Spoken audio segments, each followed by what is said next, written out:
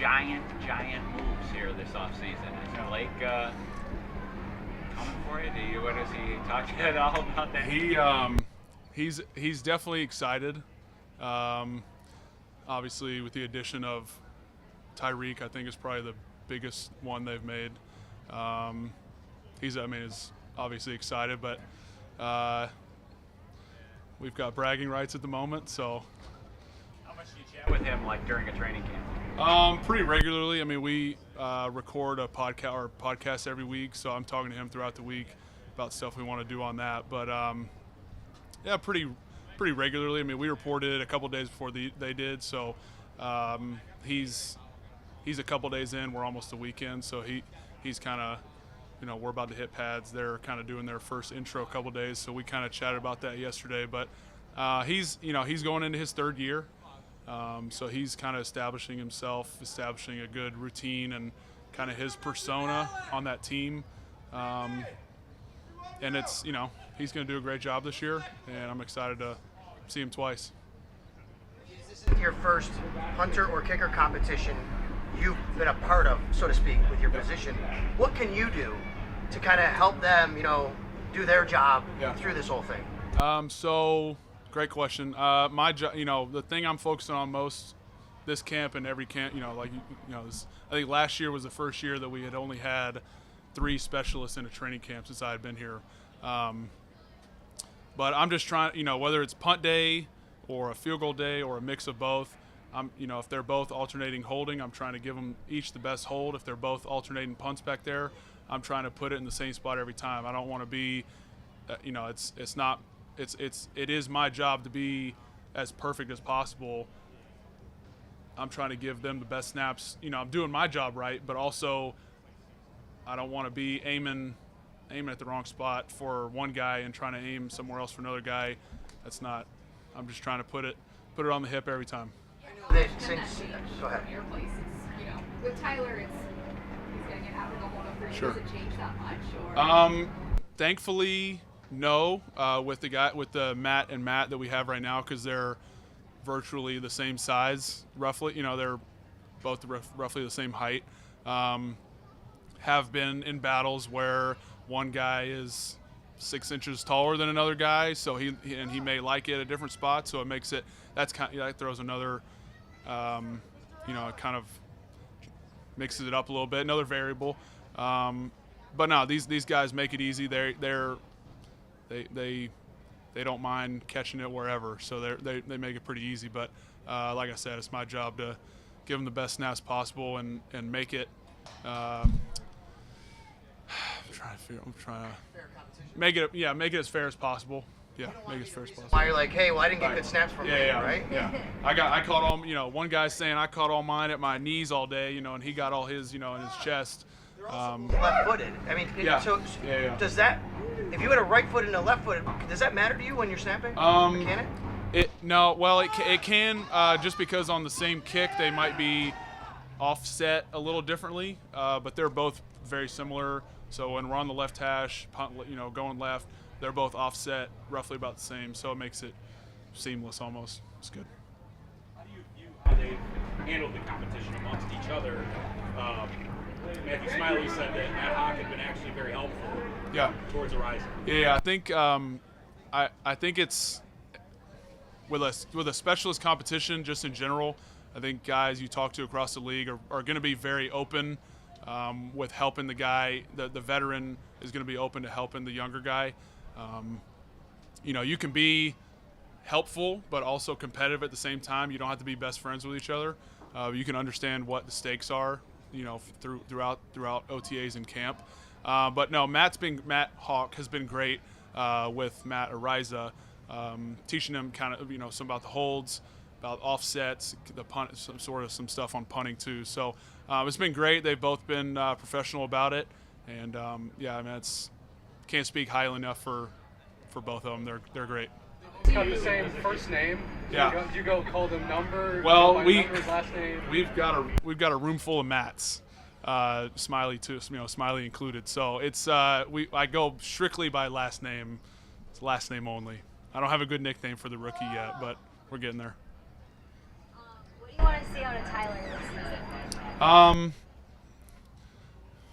Great question. Love to see a matching eye black on the other side. Tyler's been great. He's doing a good job with the competition as well, trying to keep his routine the same. And we play in a tough weather spot, so it's a continual growth mindset for Tyler as he learns to manage the elements when they come. Last year's home schedule, I guess you would say, was pretty brutal. With a lot of bad weather games at home.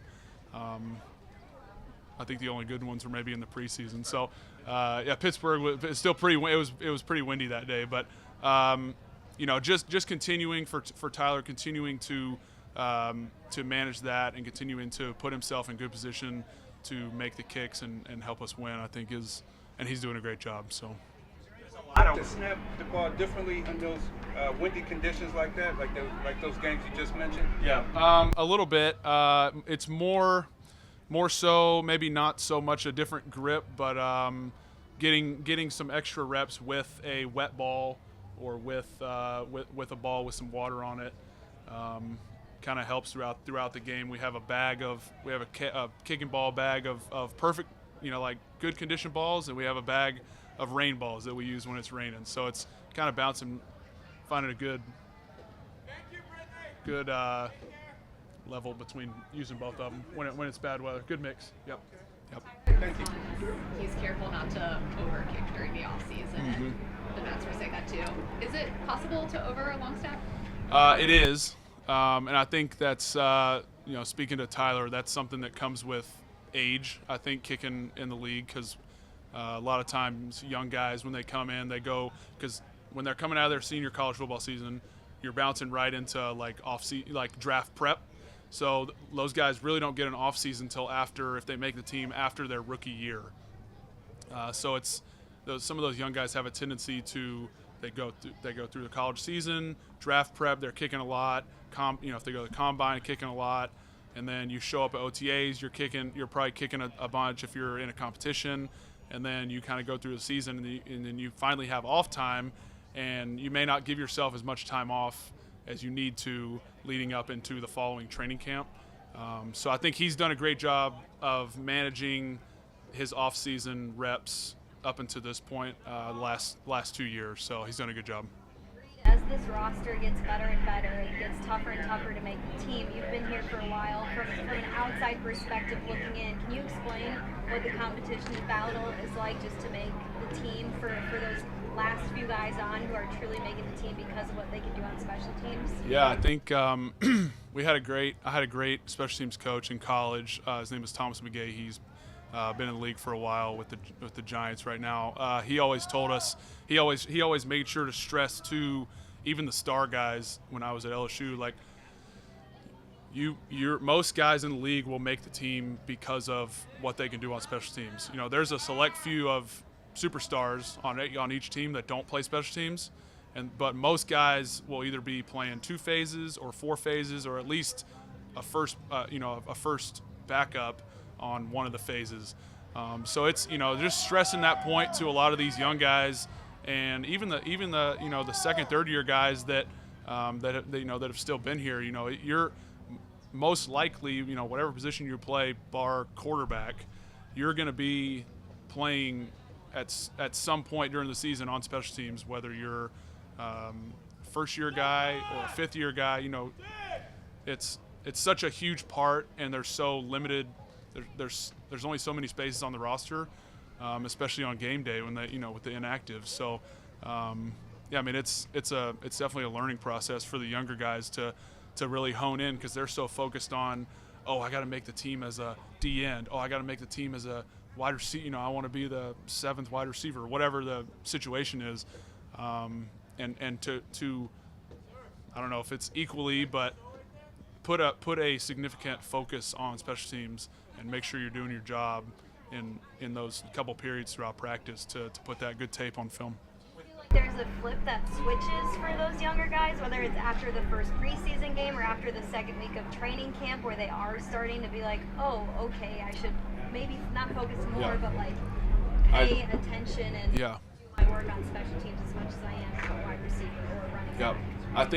I think it probably clicks when guys aren't getting as many reps as they would like to on O&D, and they say, well, how can I find my way onto the field? Well, I can get a kickoff return rep, or I can get a punt rep with the 2s or 3s or whatever it may be, and try to work your way in there. And you know what, a lot of the superstars in the league got their start on special teams. Mario Addison, one of my favorite guys that I've ever played with, he was a guard on punt for a few years before he really broke out as a DN. So he'd get like a rep every couple weeks, like in there at punt. But like that, I mean, that's a great example. You know, I use that example for a lot of young guys. Like you can, if you do your job and pay attention to meetings, ask questions, watch your film, know your matchups on Sunday, and when your number's called, you put good tape on, good tape out there. It's going to work out for you, and you're going to end up graduating, and you're going to end up getting those reps on O&D that you've been working for. With Jerry Hughes leaving, you are the longest tenured person here, not counting media. What do you think of that? It's a blessing, and if you had told me 7 years ago, almost 7 years ago, that I'd be sitting in this position, I probably wouldn't believe you. But I appreciate the heck out of Coach McDermott and Brandon Beane for keeping me around this long, and hopefully for much longer. But no, it's a blessing, and I love the guys that are here. There's still a strong core of guys that got here in 17, that free agent class that we got, and the draft class too, that are still around and have gotten extensions. So there's a clear core of guys that they have liked having here for a while, and it's been great to stick around with them. There's no parking spot or anything? Not yet, maybe. When did you realize that if Jerry was gone, you were the longest? Somebody had told me, I think it was maybe 2 years ago, because I can't remember. There was somebody before Jerry that was still ahead of me. No, it was maybe when Lorenzo was still here, Lorenzo Alexander, and they were like, you're third in line or whatever. I was like, holy moly, like that, Lorenzo, he was on his way out, and then I knew Jerry had at least a couple years left. So after Jerry had gone, it kind of took me a minute, but I was like, and Jerry and I had been locker mates for 6 years or 5 years up until I guess he just left. But I was like, dang, my locker mate's not here. I was like, holy crap, I'm the longest tenured guy on the team now. It's kind of set in, but it's weird being that guy, and I'm not like double-digit year. I'm not like 12, 13, 14 years. I'm only going into my 7th year, so it's crazy.